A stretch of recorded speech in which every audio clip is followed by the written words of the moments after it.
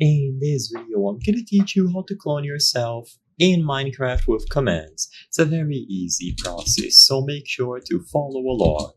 As you might be aware, the /clone command exists in Minecraft. However, this command is primarily used to clone blocks, so you aren't able to use this to clone yourself. If you try to type out a specific player name or something like that, it is just to give you errors. So I want to make it very clear that without the use of mods, you are not able to clone yourself with commands. If that's all you wanted to know, then there's your answer. However, by using specific mods, you will be able to clone yourself, and it is exactly what I want to showcase in this video. So with that warning out of the way, the mod that I'm going to showcase is called Player Clone. As you can see, I'm able to clone any player I want. So I spawned in Steve, but I can type out any other username, and they will spawn in with the skin that they have equipped.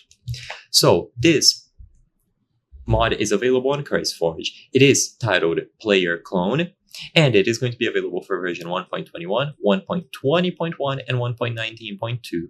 So download Player Clone by YPoleDev. Installing it couldn't be simpler. You just download the mod, then you go into .minecraft, and make sure that you have Forge installed. So you will need to have Forge.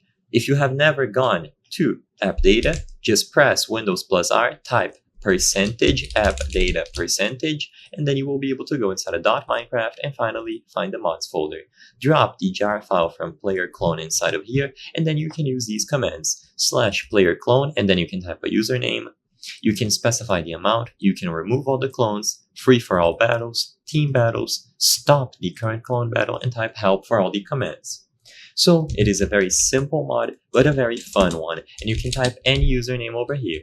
If they have a custom skin, they will spawn in with the skin from their Minecraft character. So as you can see, I can do famous YouTubers, I can do Steve, whatever I want, and all of them will be over here in my world.